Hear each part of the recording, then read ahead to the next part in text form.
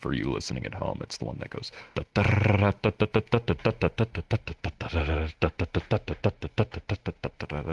so on and so forth. So you have to maintain an incredible sense of time because you're trying to not keep up with the rest of the orchestra, but be with the rest of the orchestra. Welcome back to Metaverse Degen. I'm your friendly orange or tangerine lion. The old man raptor and our guest is. My God. That would be. My God. I am Proto. Oh, thank you very much for joining us, Proto. It's an absolute pleasure to get to speak and meet with you today. Yeah, we appreciate you. Yeah, we appreciate you being Likewise. here. So give it hell, kick it by the name, and go run with it. We don't care. Have fun. Indeed. What is it you do here in this virtual landscape? How did you get started? So I am a DJ, one of many. We just keep crawling out of the woodwork these days. I got started actually about a year ago now. It was, I want to say December of last year. It was the winter break. All of my friends had gone off to, see family, or they were busy with school or work training and things like that. And so I decided, you know what, I'm just going to hop back onto VRChat because I've been around here since 2017 or so. Oh, wow. And never really got super into it, to be completely honest, but I decided, you know what, I kind of need some people to talk to. Feeling a little cooped up here. Cabin fever was definitely getting to me, and so I decided, yeah, I'm gonna hop on here, start talking to people. At one point, I ended up just, world hopping from like the featured worlds, and ended up in what was it? I think it's called Club B or something like that. And was just hopping around there. And ran into a group of people, kind of hit it off for a bit, and then they tell me, hey, we're going to be joining this other world if you'd like to come with us. And I was like, sure, I'll hop along. Got in there, and it was a completely new experience. It was my first proper club world. I still remember, it was DJ Elite Mickey up on the stage. He was doing his usual jungle drum and bass type of thing, and after that I just found I enjoyed the scene way more than I would have originally thought. And about 2 or 3 weeks after that, I decided, you know what, this stuff looks really fun. And my dad's been a DJ for several years, so he had some equipment he wasn't using, and I was like, hey, can I have this? Just start messing around with it.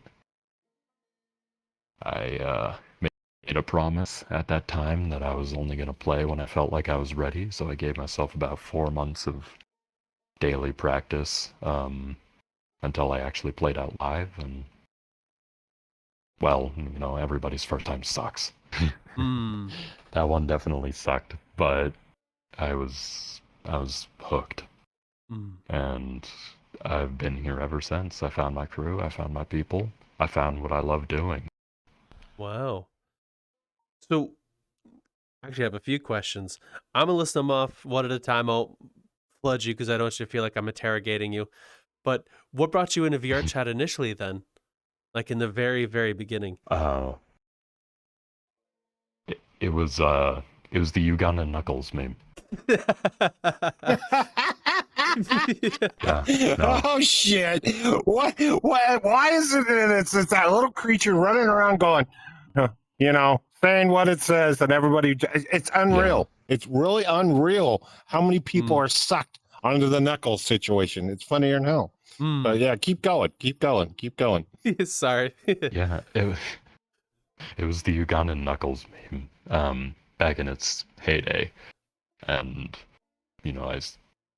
I don't remember specifically when I got like a VR headset proper, but I just decided, since I've got it, and I see, this stuff looks pretty fun to do, just running around, being in general nuisance. You know, I wasn't in high school at the time. So I just decided, you know what, I'll hop on, try it out. Though, like I said, I never really got all that much into it because it was very difficult for me at the time to actually go and talk to people. That's something I also credit this game with helping me improve at, is just being generally better with, like, being a person, talking to people, doing things. You know, that's a very common story that we found here in VRChat. A lot of people, when they come in, most people end up being shy of some sort or have a social anxiety of some sort, and they come into VRChat and make friends and talk with people, and now they're a lot more sociable in real life too. I'm really glad to hear that that was your experience as well. Yeah, that absolutely was. The difference between me then and me now is, you know, completely night and day. I love talking to people, I love meeting people, but back then you could not have paid me. I definitely understand that feeling very well. Well, I'm glad you're able to find peace in VRChat. Yeah. So been great all around. You mentioned earlier that you got your first DJ equipment from your father. How'd your dad feel about the whole getting into virtual DJing and the fact that you do DJ in VR? That's a very good question. Thank you for asking that. He was mostly ecstatic, just because I had, you know, I have a pretty bad habit of, you know, picking up hobbies and then doing them for a month or two and then dropping them. You know, the changeover or turnover rate on that is pretty high. And so he just saw me absolutely gravitate toward this. I got a little djing 400 from him that I still use to this day because it's the only thing that fits on my desk. And like I said, he was super ecstatic because, for one, he saw me trying to do something that I knew nothing about but seemed super passionate about. It was something, you know, finally we were speaking the same language, so connecting point. You know, he works a lot, and he's worked a lot for my entire life, so, you know, seeing a lot of him isn't really in the cards, but finally we had something we could do. And, you know, he's been around the internet longer than I've been alive. He was working on, I think, ARPANET, the first defense internet program for exclusively use within the U.S. military. So he's been around since the beginning. Oh, wow. And so seeing me come onto a platform like this and, you know, do my thing here, it kind of just came sequentially. It was one after the other. Wow. Well, that's Question for him, Lloyd. I got a question. I got a question for him. Have you ever brought your dad into VR to see what you're doing, to see your work and what you're doing? I've shown him videos and clips and things like that. I've shown him images from events. I've never brought him into, like, the headset proper because he actually can't do, like, the simulation-induced vertigo. That just absolutely throws him for a loop. And in his own words, you know, I spend all my time looking at a screen for work. I don't exactly want to spend all my time looking at a screen for leisure. Gotcha. Makes sense. Makes sense. Just curious. Well, I'm glad that you're able to find a hobby in common with him that you can speak and share about. How does he personally feel about you getting in, like, doing the VR DJing itself? Like, after you showed him the clips. Doing the VR DJing. Oh, he loves it. It's just like, it's got a few criteria for him. 1, you're actually doing it live. 2, you enjoy what you're doing. 3, you got a crowd. That's pretty much all he cares about. Is, you know, I picked something up, I'm having fun with it. I just having a great time generally. That's all that matters to him. So, how did you learn picking up DJing in the beginning, from like when you first got the DD400 from your dad to that 4-month period when you ran your first set? A lot of trial and error. I mean, that's DJing. Hmm. Or yeah, it's a lot of putting in work, just figuring out like, hey, I think this might go together, and then you put it together and you're like, this is awful, but there's potential. And then you try again, and you try again, and you try again. That was how I learned. I would ask him questions. I would go on YouTube. I subscribed to a few courses from Phil Morse, who, if you know what I'm talking about, Phil Morse will never leave your email inbox alone. He emails you like every day. And I found my sound, which wasn't something I was really expecting while I was doing this. I was just kind of picking out songs that I remembered. But in that process of the 4 months leading up to my first set, I found what I liked to play, I found how I liked to play it, and also kind of discovered it's definitely not everybody's cup of tea, but it's open genre night, so who cares? Fair enough. May I ask, what is your sound, and what is it you like to play, and what about it made you pick that? So I play a lot of bass music, specifically experimental acid bass. I play a niche genre called psytrap, which is, it's really only one artist, but I love them to death nonetheless. My big thing is I want music with texture. I can get down to whatever, like EDM, giant chorus synths and the female lead vocalist and the chopped up vocals and the drop, and it's all very formulaic to me. So I just decided I'm going to go with something really weird. I'm going to go with something that samples God even knows what, and then puts it through 8 different amps, different synthesizers, all analog shit. Can I say that? Yes, you can swear here. We don't give a flying fuck. Flying fuck, how you put it. You play it the way you feel comfortable. Well, that's all we give a shit. All we ask is you don't get us banned. Otherwise, swear away, be yourself. Cool. Okay. So you said you want music with texture. May I ask you to explain what you mean by that? Because I am musically illiterate. Okay.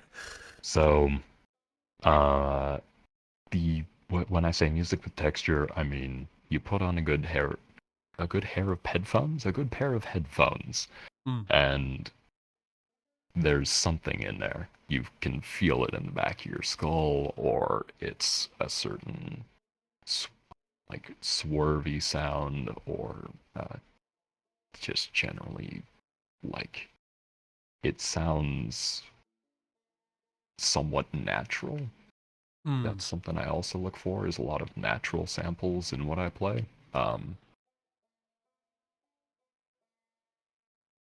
It's a combination of those things in order to make something that, frankly, I think not a lot of people have actually heard before. And so I really enjoy being able to give them that. Okay. Interesting. Well, in terms of that, I don't know if this would apply, but some of the genres that I found that kind of do that would be like dark cyberpunk, death step, and industrial. Is that in the ballpark? Yeah. In industrial, I would say I can understand more so. I mean, do you know Knights of Red at all? Sounds familiar. Old school 90s. Sounds familiar, yes. Yeah. Yeah, Bon Harris, he's my godfather. So I kind of grew up around some of that scene, hearing his music, hearing industrial music, hearing bass music, hearing, Crystal Castles or old school UK jungle, UK dub drum and bass because my dad lived in the UK for a time and he was throwing raves out there like every week. Hmm. So I guess that we'll bring another question out for you. What was it like growing up with a real life DJ as a father? Like with going to raves and have them being around it so frequently. It's been more of a passion project for him. It's always something he's done in the past, but was never really able to put the time or money into. So him becoming a full-fledged DJ is actually a more last few years thing, but he's always been super into music. And when I mentioned he was throwing raves and whatnot, he was always organizing them, finding an abandoned warehouse or an abandoned property and blacking out all the windows and then, just throwing pop-up things there, inviting people, inviting DJs, so on and so forth. But I've got a music background myself. I was and I have to specify classically trained because I can't fiddle for shit. Violinist for 12 years. Oh, wow. So how'd you get into violin then? To be honest, kind of forced. I was 5 years old and my mom took me to the local college performance center and told me, hey, they're doing music lessons here. You're going to pick an instrument. And I immediately said, drums. And she said, no drums. Because I don't imagine having your 5-year-old. No drums. No fucking drums. But mom, if I take the violin and the bow, can I beat them against the set? The drums would be the same thing, wouldn't it? Nah, probably not. But hey, what the hell? Yeah. It's a thought. I eventually got some kind of catharsis out of that because there's a technique you can do called chops, which they're very percussive. Use the lower section of the bow and just chop, chop, chop, chop, chop, chop, really staccato, kind of grimy sound. So I eventually got some catharsis out of that, but it was a lot of me making really, really, really awful noises for several years. Took 2 years until I could play Twinkle, Twinkle, Little Star. But I got it eventually. Well, like most things, no one's going to be great at in the beginning. That's just part of the process. You got to fail in order to get better. It's a part of life and learning skills. Mm-hmm. Ouch. Ow, man. Fuck. That was my desk. Sorry. I got a question for you. Have you seen the modern stuff that they do with violins now? And so forth. The modern stuff as With in the music. Be more sample, specific. Where they've got the... Okay, hold on. Where they've got the ability to put my pickups in... Jesus Christ, kiss this bitch too close. Where they got pickups into it so you can get the sounds and stuff like this, like you do if you had electric guitar or bass. Oh, the electric I've seen violins. a lot of that. The electric violins. So have you ever... I've played with them a few times. I had at one point I was able to perform, I can't remember what piece, but I think it was probably some Bach, Mozart, general Baroque period, whatever. Using it was super nice. It was straight carbon fiber body and it had the pickups in it, and we were able to put it through a bunch of speakers. And generally, you want to use that for like a solo performance, just so you can actually reach the entire crowd. But my instrument was actually kind of a relic piece from my school. It was a really, really, really old Stradivarius, and to anyone who's in Stradivarius is the cream of the crop. Generally, violins do sound better as they age if they're properly maintained. So the tone quality on it was excellent. It felt amazing to play. Then the fact that I had been granted the honor of having this instrument bestowed upon me by my instructor was phenomenal. Wow. Okay. Wow. Do you still have that instrument today? No, it was from the school. sort of a, like I said, relic item. Whoever the best performer in the ensemble was would receive that instrument, and I did. Oh, Hey, way to go. well, congratulations on getting good at violin. That's really amazing. Did you ever incorporate any of your classical learned violin into what you do in VR at all? Yeah, mostly the background in music theory helps with that, and just a general ear for time, key signature, uh, tempo, uh, those sorts of things. Just keeping all that in the back of your head. You don't even realize it, but suddenly it's a lot easier to just get into the flow whenever I'm mixing. Hmm. Wow. So a lot of what you learned from violin is applicable to VR DJing then. A good amount of it, yeah. Okay. Can't exactly say the whole bow arm coordination exactly helps anymore, but everything psychological about it, the practice discipline, the general feel around music, those sorts of things actually very much transferred over, and they've been a boon. Hmm. So were there anybody in the within the VRChat scene that helped you get into VR DJing, and what was the first few clubs you played for? Shout out Lex, Exotic Lex. Haven't talked to him in a minute. What's up, bud? Hmm. But he was really the one. He had a little place called Catch a Vibe, and he told me, yo, we're going to get you ready because you're going to be performing in time for your birthday. So let's, chop, chop, chop. There was also Hayden. I think his old username used to be Renzo. Hmm. Haven't seen him in over a year, but he's gone on to do bigger and better things. But I still remember one of the first weeks I was doing something. I made a mashup of AU5 Goo Lagoon and I'm God by Clams Casino. Hmm. And I put those together, just thought it sounded phenomenal. And I sent it to him, and it was like, yes, dude, this is what people want. This is what sounds great. Like, you made something really amazing here. And so every once in a while, I'll go back and perform that.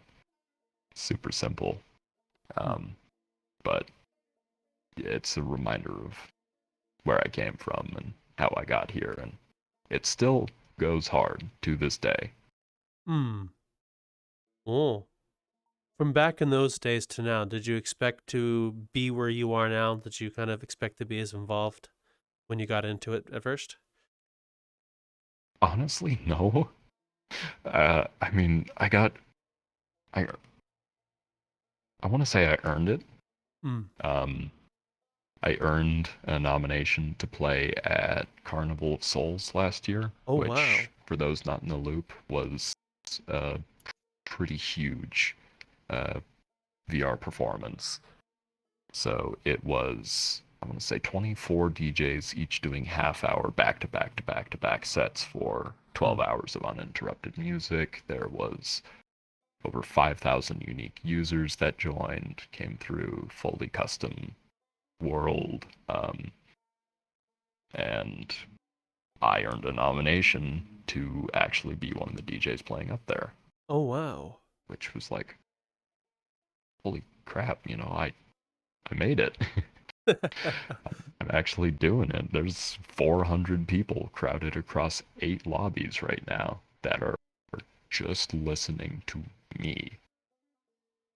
No pressure. Hmm. I didn't think I would No end up that pressure way. at all. No pressure at all. No. Holy shit. What was it like playing for Carnival of Souls?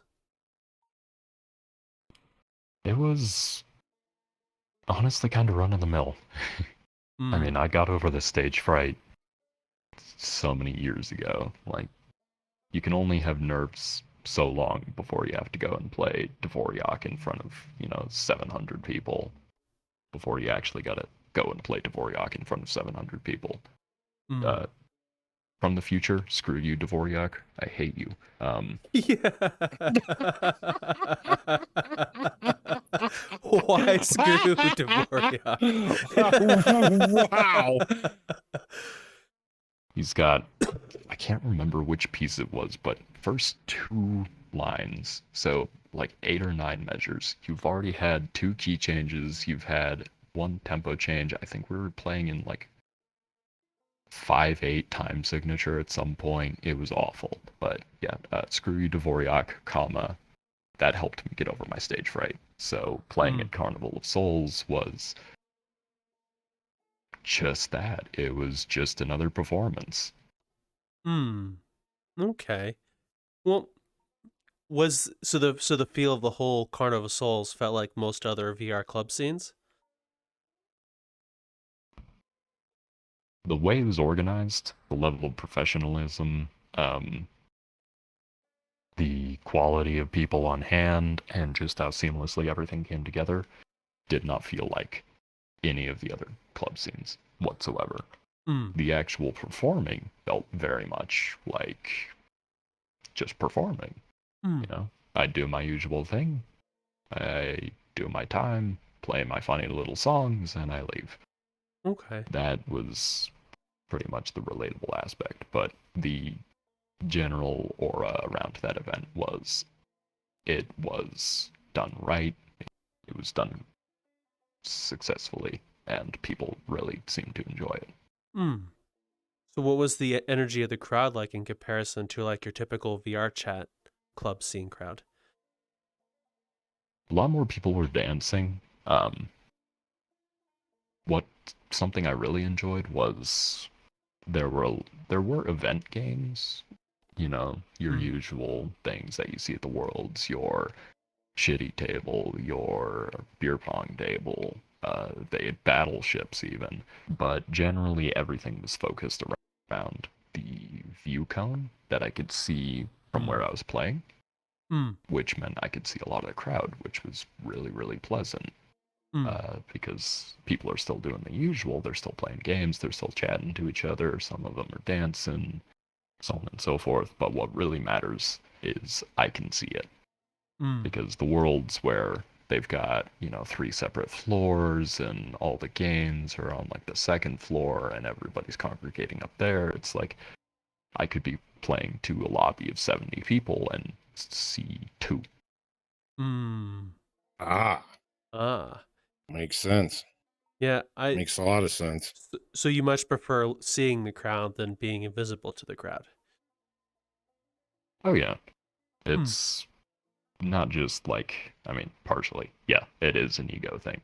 It feels good, but also I want to gauge on how people are receiving what I'm playing, and it's also just nice to know that I'm not playing to an empty room. Like, if I can see that member list, I can see, hey, there's 70 people here, but none of them are here with me. Being alone in a room of people, sort of thing. I can very much so understand that. So what was the process of getting into Carnival Souls like? Was that any different from like applying for a slot at every other place in VRChat? You actually had to be nominated. Oh. So one of the participating clubs had to put up one of their DJs that they believed would be appropriate for the event, that they saw potential in, and so on and so forth. So I won't say who, but you know who you are. Shout out. Nominated me for that event and pretty much asked me, hey, are you free the specific date 3 months in the future? And I was like, sure. And they're like, great, you're playing at Carnival of Souls. And I'm what do you, hey? What do you mean? Yeah. How did you feel when you found out you were nominated for Carnival of Souls? Pretty good. I'd heard rumblings of the event, passing mentions and things like that. People talking about, hey, there's going to be something big coming up. And I just thought, cool, like, that'll be something to show the world that we're not just some, tiny little backwater scene. We can actually put together an event and have people play, and like, but then, yeah, having that message come through was like, damn, I need to start practicing now. Oh, what did you do to prepare for your set at the show? It was only a half hour long, which meant it's a little restrictive in terms of what I'm used to. So what I did was looked through my entire library and went through old sets and things like that, and just started figuring out, like, hey, this is the stuff I like, this is the stuff I think sounds really good together. I'd start bouncing ideas for transitions and doubles and things like that off of some of the other people I knew, and it was pretty much, it was in the back of my mind up until about 3 weeks beforehand, and then I really got cracking on, like, putting together 30 minutes of music. Okay. I think I'm losing audio. Oh, no? That I know of. No. No. Can you hear us, Line? Yeah, I could hear you now. I apologize. I thought I lost audio for a second. How long does it take to just Ain't trailed hard off. in here. How long does it take to make a 30-minute to a 1 hour set for a show, whether it's Carnival Souls or your regular VRChat scene?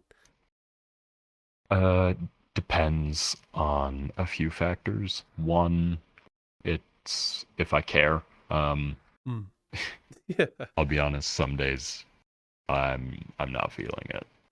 Like, I'm either exhausted or I just don't feel the music that day, and so it could take as long as, I throw some things together 30 minutes beforehand and then sample stuff from my old sets, or the one I'm doing right now, which I probably put about 16 to 20 hours worth of work into, and that's for a birthday party.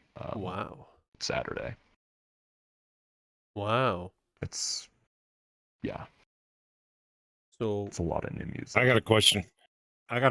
For him, Line. Shoot. When you do your sets and everything else like this, from when you started, your first start, to where you are now, when you get the crowds that are actually where you can see them, they're not out and everything else like this, what feeling do you get from watching the crowds? And then after your set's done, and if you're still there, if you ain't bouncing to another set, because we have people that we've interviewed that I go from here and then I go to another one and then another one and everything else like this. Have you ever got it where you get that confirmation from somebody, even if it's just one person here that comes up and says, man, I like your shit and I follow you everywhere? What's that make you feel?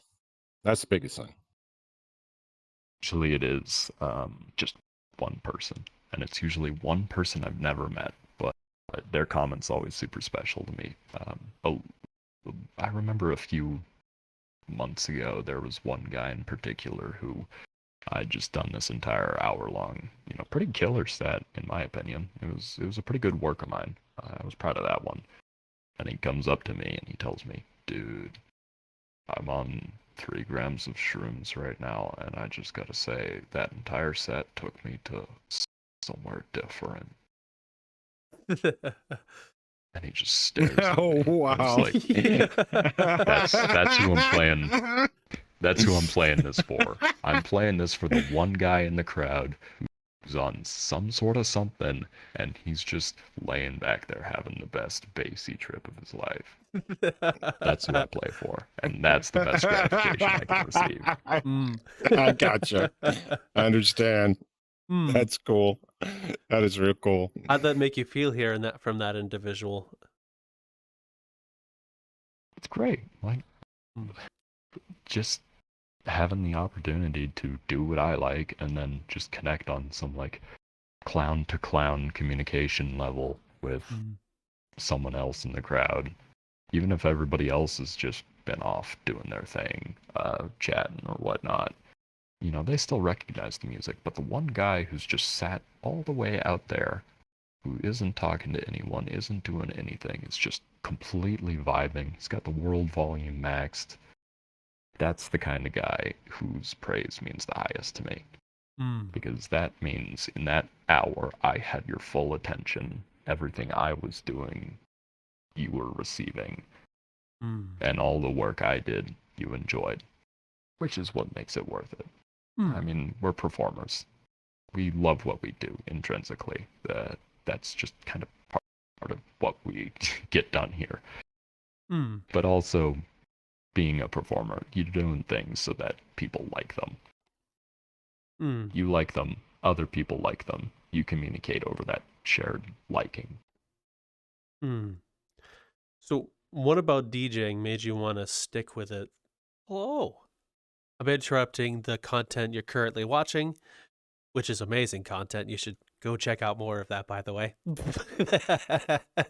Either way, I'm actually here to make a request of you. Would you mind following us on any of your social media? We have a Discord. We're hanging out and doing things as well. We have some cool future projects we're kind of working on. You'll see hints of it in our Discord, or you can just come hang out and talk with us for updates and also chatting as well over on Twitter. You follow LionTurtle21, which is me, and you can get some other stuff over that way. We also have a Patreon, which we are doing some back of house content, like you see us as a friend group hanging out, or we also have an extra show we're working on. And with that said, we have two people who also joined our Patreon as well, which is Training Fangs and a Forbidden Zero. So thank you both. And thank you for watching the content, because none of this would be continued without people such as yourself. So thank you very much. I won't keep any longer on how these can get really annoying. Enjoy. To where you are now, like, what about it sucked you into the hobby? The freedom of it, of being able to say some days, hey, I want to see if I can put Pitbull and Troye Sivan together. I can, apparently, and it sounds pretty damn good. Other days, it's like, you know, these songs sound really good. I wonder what would happen if I put them together. Oh, that's awful. But I hear something in this one that I like. So I'm going to go down a rabbit hole trying to find a song that works, because I know at some point this is going to be great. It's kind of like molding clay. You know, at first you just kind of got a brick, and after that you have some sort of shape, so on and so forth. You know, you have a vase. But it's the process of getting from clay to vase. That's the real appeal of it for me. I love doing all the work, finding the music, listening to the music, putting it together, figuring out what works, what doesn't. You know, messing around with, hey, if I slam the tempo on this and then bring it up, is it going to sound good? I get in the zone. I really do. It's one of the rare experiences that I can actually truly just be in the flow for. Do you get any same feelings when you build sets like that to when you would play violin back when you were young? Yeah. Definitely the flow state on violin is a lot more intense because it's extremely physical. I remember one example in particular being, it was one of Vivaldi's pieces. I want to say it was autumn? No, spring maybe. But it's, for you listening at home, it's the one that goes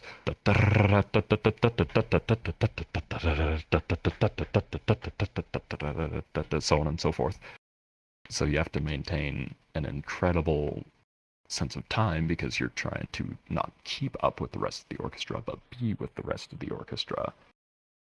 You have to be conscious of that. You have to be conscious of your own exhaustion, because moving your arm to really nail 16th notes at, I think, 125, 130 BPM hurts. And making sure you aren't dragging so long, so on and so forth. getting that sort of flow state, when you get it, you get it. Like, it's incredible. And if you can pull it off on performance night, it's like nothing in this world, because you know you've got it. They know you've got it. The person next to you knows you've got it. The entire orchestra knows you've got it. It sounds like you've played in an orchestra before. Yeah. I mean, it was middle and high school orchestras, and then a few ensembles along the way. And I had very, very, very good instructors for that period of time. I was an orchestra kid. I lived most of my years actually in the orchestra room. Just if I wasn't practicing, I was helping out. If I wasn't helping out, I was probably off messing with someone else. Wow. So, I have a question, Line. shoot. Where you said back that your mother goes, pick an instrument, and you said drums. Have you ever thought of playing the drums now? I haven't.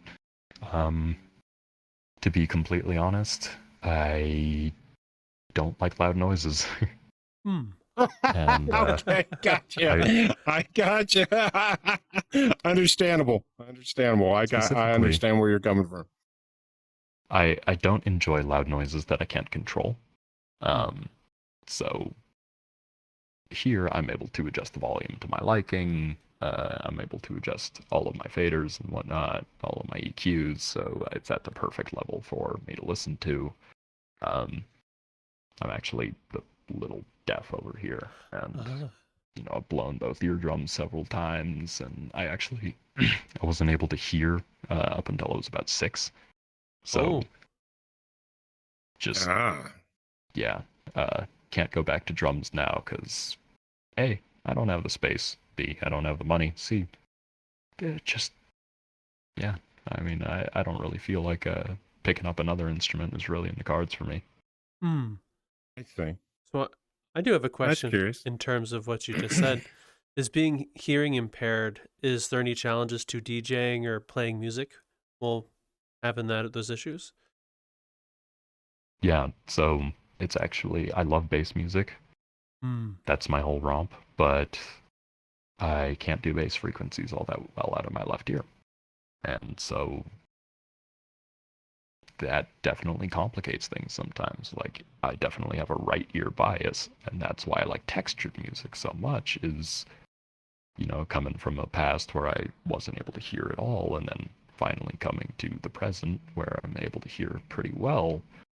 And then now, where, I've suffered some hearing loss again, I like music that I can feel, and I like music that has some other sensory perception to it other than just the music itself. Like I said, if I can hear it in the back of my skull for some reason, I probably like it. If I can hear it somewhere over here, or if it's doing some weird percussive ASMR type thing, I also like that. Okay. So what was the experience for you like when you went from not being able to hear to being able to hear? Strange. Just, it was a lot of isolation back then, because I didn't know that not everybody could hear better than I could, and I also didn't know everybody could see better than I could. I had pretty bad myopia, nearsightedness in both eyes, and so I didn't realize, hey, people can actually hear the birds and see the individual leaves on trees. That was a pretty huge jump, actually, having corrective surgeries to fix that and realize, there's a whole other world of sensory perception out there that I've just never had. And boy, the world's a lot brighter for it. Got another one question for you. Is it possible that what got you to be so quiet when you were a kid, because you couldn't see or hear the proper things compared to what you are now? When you were moving up, it brought you, and then when you got into VR, what brought you out more? Is that possible? I'm just curious. I think that's also a very good question. Thank you for asking. Mm-hmm. It's multifactored. That definitely was a factor in my younger years because what I had was a condition called glue ear, which meant I had a buildup of fluid immediately behind my eardrum, which meant that the bone transmission for sound was actually a lot stronger than it should have been, which meant I sounded to myself like I would be talking at a normal volume. To everybody else, I would be talking in, nothing more than a whisper. So I wasn't able to communicate effectively with them. I wasn't able to see them. People's faces just didn't have any distinction to them. I couldn't see eyes. People just had like little black voids. So there was that isolation from that, and then coming into VR actually came off the tail of a exchange experience I had overseas where I cast myself off to Japan for a year and then came back. And in that time, I was constantly uncomfortable talking to people because language barrier, social barrier, cultural barriers, and so on and so forth. But I had to get over that discomfort while I was there. And then when I got back home, I was like, why am I even afraid of talking to people? I can see them, I can hear them, and I can understand them now. That is what was so formidable about that experience was I don't have to be afraid of people because I know what language they're actually speaking. Okay. That brings me to another question. You said you cast yourself off to Japan for a year. What made you do that, and what was the experience like? I was burnt out.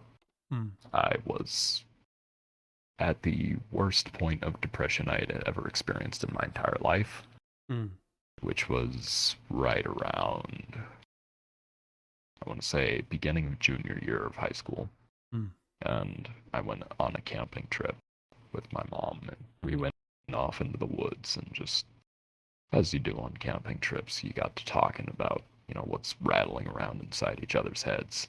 And I, pour my heart out. And I'm like, I don't know how much longer I can keep doing this. Because this feels like dying. And she told me, well, I, around your age with the wanderlust I had and whatnot, I became an exchange student and I went to Sweden, and I thought, oh man, thanks mom, but I'm not going to do that. But then I really got to thinking about it and decided, what, I need to go somewhere where I can't read the street signs because I need to experience something new. I also need that fire under me of, hey, you're alone. You need to figure something out. You need to figure out a new language, customs. You got to figure out how to eat like them, sound like them, talk like them, go to school, just do a bunch of different things. And so I decided that was the change of pace that I really needed eventually. And that's what eventually got me out there was, hell, I just got to do this. I don't know if I answered your question completely because I might have forgotten it about halfway through my tirade, but... Oh, no. Don't apologize. I very much enjoy hearing people's experiences about everything. So if you end up going on a 20-minute rant about your time in Japan, I'd love to listen to all of it. Don't apologize for being yourself. I do have a question for you. What was the experience like? What kinds of things did you learn about the differences between the culture you're used to being in Japan for that year? I actually got along pretty well culturally. There was, of course, everybody describes culture shock. Well, what is that? What is culture shock? And this is part of a talk I gave to people who were actually, other exchange students who were going overseas for the first time as well. it's everything. Mm. And as broad as that sounds, it's, well, you can't speak, so you're in your own head a lot.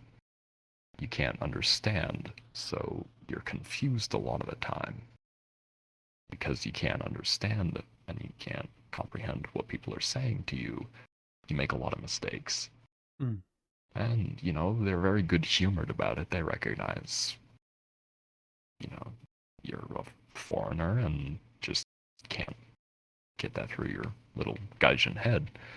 But it's a lot of experiencing that awkwardness, and it's every day, and it's every hour of every day, and it's every minute. And so you begin to ruminate and somewhat spiral after a few months when the novelty of things wear off and you're down into daily life of wake up at 7:30, get up, 8 a.m., you know, you're off to school, 8 to 4, you come back. Then I would usually have about an hour to myself, and then dinner, and, you know, rinse and repeat. Mm. That's really what got to me. But when I say I got along really well with them, was, of course, more so at the time, but I was quite introverted and just generally enjoyed the sights and sounds of a new place to be, and found myself steeped in one of Japan's most actually history-rich regions for the Shinto religion.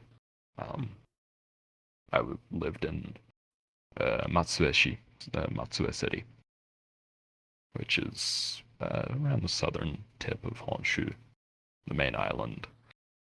So it's hot and balmy down there, but there's a bunch of great art exhibitions and cultural sites and religious sites. I got to visit Izumo Taisha a few times, which is, I think, the second, if not the most prominent temple in the entire Shinto religion.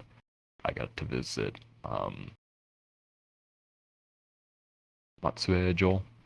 Matsue Castle, which is one of, I think, 3 still surviving relic castles from before the Edo period, I believe it is. Mm. And found myself experiencing what they call Wa, the state of Wa, which is a very similar experience to the flow state I was mentioning earlier. It's meditative, it feels like you're in the zone, but more so than being connected to yourself or an instrument or a task, you're connected to the world around you and the very unique experiences that you can incorporate into yourself there. Oh, what kinds of things did you learn and incorporate from your time in Japan?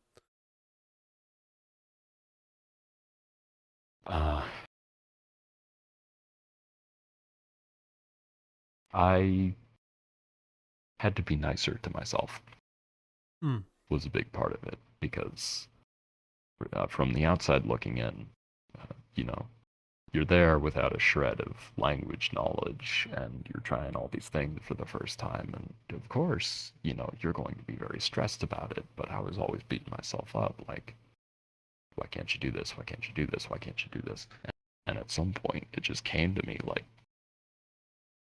you can't do it because you don't know how to do it. That's it. Like, be nice to yourself, man. I also learned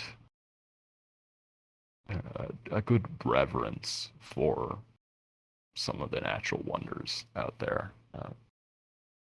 There's nothing but desert out here, as far as the eye can see, and I remember distinctly having been accustomed to the forests around me, because I did live in a fairly rural area, that at one point while I was driving with my family to the coast, I saw a hill that had been logged, and I thought, That is the ugliest thing I've seen in my entire life. Hmm. It was so out of place. It was aberrant. A monolith in a city. It was awful. Hmm. And so I came back here and I went, man, I need to get out more and see more, touch grass. Hmm. Okay. If I am to zoomer it up. Say okay. So one last thing on this topic She didn't before. say he was smoking it. One of my coworkers always asks me as a joke, "Did you bring any weed?" I never do. I don't smoke. But hey, one last question Time before just we to use move back. oregano. You know, one of these days I should bring that to my coworkers, or just bring a bag of oregano and not tell them it's oregano. Oregano. Next time he asks, "Did you bring any weed?" I'll just hand him a bag of oregano. There you go. So Just one to be last a question shit. before we switch gears back into VR. What was some of your favorite experiences from your time there? There was one, and it was an overarching one. Hmm. I was handed by my English teacher, quite ironic, I know, but Abe Sensei, he handed me a copy of Lafcadio Hearn's Visions on an Unfamiliar Japan. Hmm.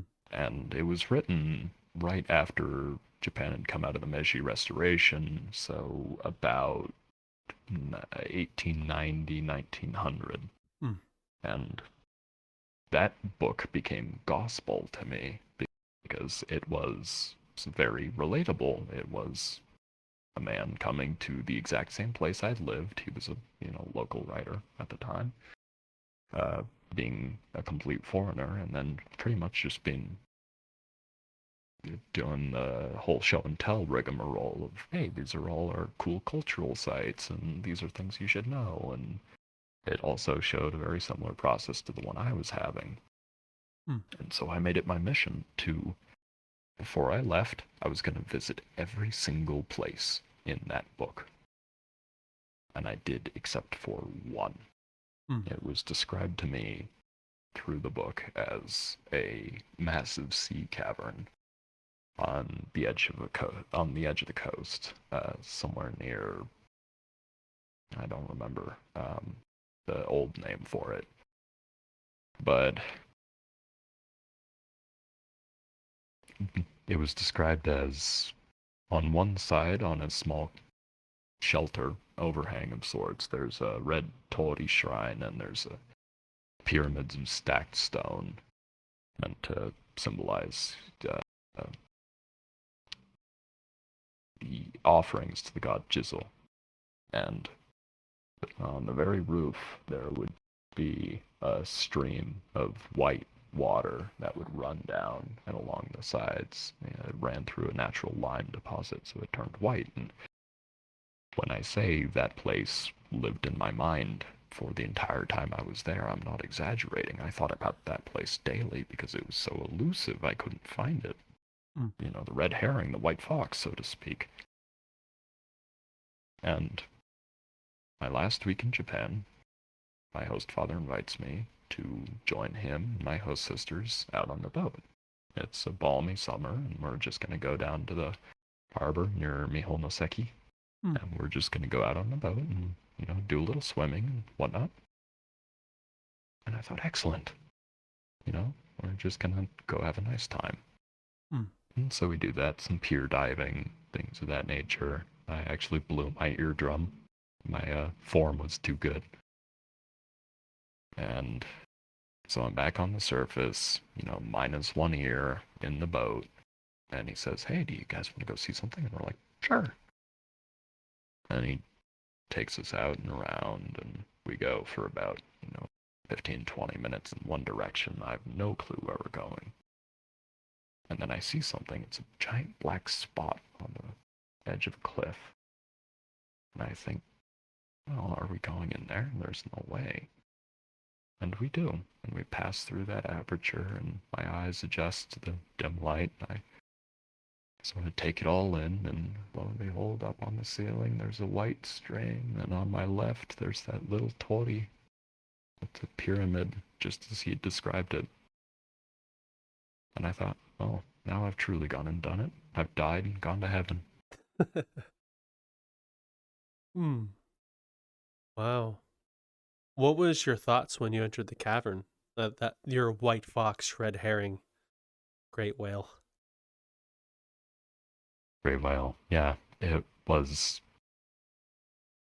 one, awe, because I thought, wow, this is a really big cavern. And then the cavern from the book started to worm its way back into my head, and I thought, oh, there's no way it couldn't be. And so I start looking around for those markers, and I find them, and I think, oh, there's no way. Where's the shrine? I look around, and there it is. And I'd crossed off every other location in the book, and I'd become quite satisfied with the fact I'm never going to be able to see this cavern because I have no clue where it is. And then on a random day trip, just out and about, here I am. Hmm. Wow. I'm glad you're able to finally go there. It sounds like an amazing place, a once in a lifetime trip, one would say. Hmm. Yeah, it genuinely was. Hmm. So after that long trip and you came back home to Japan and eventually into VR, what was the whole transition for you like during that time frame after all of that?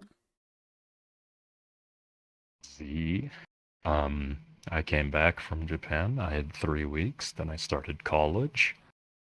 I was I was a pre-med major my first semester as a freshman, and then I discovered I absolutely despise chemistry. I despise it so much. I hate chemistry. I hate math. So I went into international studies, and then did that for a while, and then last December, I finally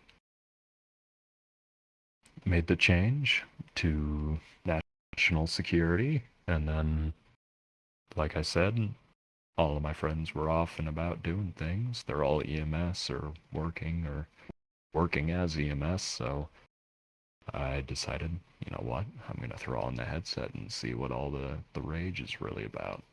Hmm. Wow. What was your first thoughts when you came into VR that first day? What made you stay for all this time? It was a genuine curiosity, and also just the opportunity to be able to talk to people, because I couldn't do that. So I decided, you know what, I'm going to be social. I'm going to float around. I know I can talk to people now because we're speaking the same language. So I'm just going to do it. Hmm. But really what kept me was that chance meeting and that chance transition into that one club world. I don't think I've ever left since I've been there. Oh, wow. Hey, look on the bright side, line. Hmm. At least you didn't say you come back going, God, where's Knuckles? I gotta go say hi to Knuckles. Oh, yeah. I was waiting for that. No offense. I figured I was waiting to see the little knuckle guys running around going, oh shit, it hasn't changed one goddamn bit. Yeah. Okay. So from when you hopped in, you went to the club world. Was VR what you expected it to be when you hopped in? A lot more barely clothed anime women than I would originally anticipate, I'll be completely honest. Fair point. Fair Oh, point. wow. Yeah. I agree with you there. I can understand that one. It'd be like giving my headset to my dad. What the fuck is this? Don't the people wear clothes here? Welcome to VR, Pops. Yeah, my old man putting this on, he'd shit his pants. Holy shit. Yeah. So did you like what was your initial thoughts on the whole, like what you saw in your head versus what you saw in the headset? I had experience in here prior, but it was in the very early days where people were still using very, very basic avatars, and the world's, the Great Pug was the pinnacle of late night entertainment. And so having that initial perspective in my head and then jumping in and seeing people are doing live performances, they've got all this crazy stuff going on. I saw Audio Link for the first time, which blew my mind. Just the thought that someone could actually make something like that and then print it just absolutely floored me, because that's a whole new way of experiencing the music. It's to literally just have it glowing off your body for everyone to see. I was very, very, very pleased with what I came back to compared to what I left. So I'm glad to hear that you are pleased coming back. I have noticed I haven't been around back then, so I can only live vicariously about like the early days. Back when I was before your time, I can only live vicariously. I started maybe late 2020, early 2021. But even the time I've been here, VRChat's changed so much from what I've seen. I can only imagine the differences you saw.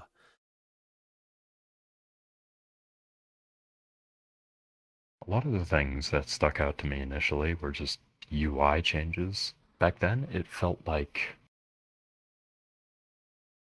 shareware, almost. It felt like something that everybody had at some point on their headset. They remember experiencing it for a little bit and then, leaving. It was very transient back then. Now, it's got a lot more staying power because people have taken hold. Truly, people have figured out this is a very unique place to be, all other aspects considered. And so they make things like this. They make avatars like that. They make avatars with, I haven't seen any Eldritch Horrors yet, but I've seen, like the avatars with the crazy camera manipulation, just done from like shaders alone. Like, how? I won't ask why, because, well, I like it too, but how? Well, I think a lot of people who are creative and know what they're doing, like from our conversations with a lot of people, there are a lot of people from like outside VR, like the initial like hobbyists and people who enjoy it started coming in. Like I'm using the club scene, like you're in, for example, to explain this. Laser light tech from real life shows and clubs coming into VR and bestowing their knowledge to the VR users. So now you'll see clubs with using the exact same programs you would see in a club or festival now run off the same program. And as of recently, I saw on Twitter that there's a real life club or festival that matched the VRChat laser lights to the real life ones, so they both ran simultaneously in the same positions. And a lot of different aspects of VR, a lot of those same people coming in here going, seeing it as a sandbox. With that exchange, a lot of different people kind of keep that knowledge. Because one thing I've noticed about VRChat, a lot of people are very willing to share their knowledge and hobby with people. So what I know, you know. And in turn, as the saying goes, a rising tide lifts all ships. That does kind of, bounce off the thing I was saying. If now it feels like it felt like shareware before, because it was kind of buggy. It had its aspects, but it was a little underwhelming. Now it is truly community-ware. Everything you see here someone else made. Or you made. Or you're going to make. That's kind of a central ethos I've come to find, and that's another aspect of what keeps me coming back, is always like, well, I'm not exactly one for avatar, swapping or world hopping or things like that, but whenever I see something really cool, I think, wow, this only could have happened because someone one day had like a brain blast and decided to share it with the world. And I've gotten to meet so many other, creative types, music types, eccentric inventors, things of that nature on here. It's a really strange melting pot, but we're all in it together, I guess. So, in your time in VR, what have been some of your favorite experiences or memories from within VRChat?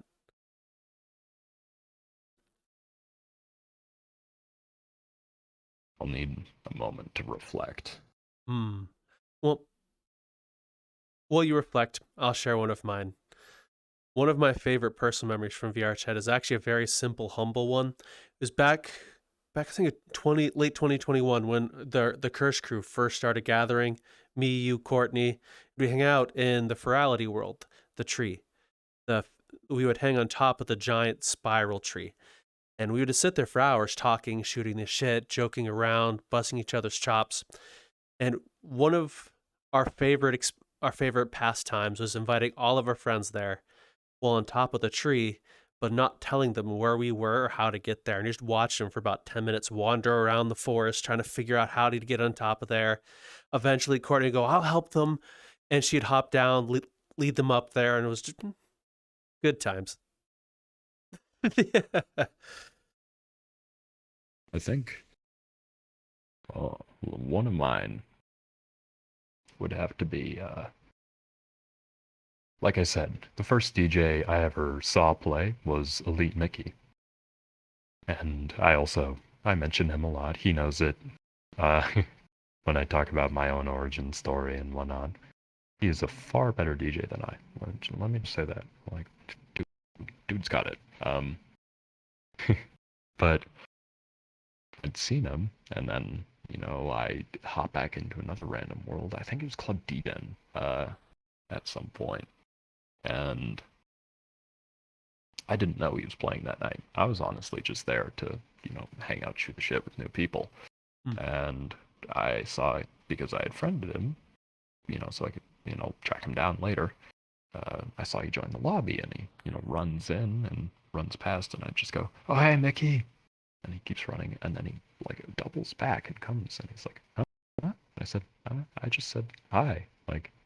I saw you perform, a while ago, and, just wanted to say, that's really cool what you're doing. I like that. And he goes, "Dude, that's the first time anyone's ever actually come up to me in a separate world after a set, days later, and told me, hey, I like what you did." So that was, really formative for me. Just having that little bit of connection, I guess, at that moment. Just being able to be that guy that I love to hear from. What was the experience for you being on the opposite side of that coin? I look at that and what he's doing and, the stuff I was able to give him in that moment, and I said, I want to do that. I want to have that. Because this sounds like something I would just really, really genuinely enjoy. And lo and behold, I'm still here, so I guess something worked. Well, I'm glad you're still here providing great experiences for everybody. Thank you very much for joining us. It's been an absolute pleasure getting to meet you and speak with you today. Where can the audience find you if they wish to find you? Friend me on here, ProtoTheFirst. All one word, you'll find me. It's the man with the suit. I perform pretty sporadically, but regularly. So if you see me floating around online here, just shoot me an invite or, come through. If I'm on, I'm probably playing, but I'm always down to chat afterward. Alrighty. Thank you very much, folks, for listening in with us. As always, enjoy your day. Raptor, you know the thing. You got it. No matter what, folks, we appreciate you coming and seeing us and seeing folks like this. And without you, we don't have a way to see these. But no matter what you do in here, if you have popcorn or some situation, offer it to somebody else in the world. You never know. You might get a conversation that you just don't know how to handle. And boy, guess what? There's a lot of them here. You take care, folks. Thank you again. Take care. We'll talk to you later. Bye.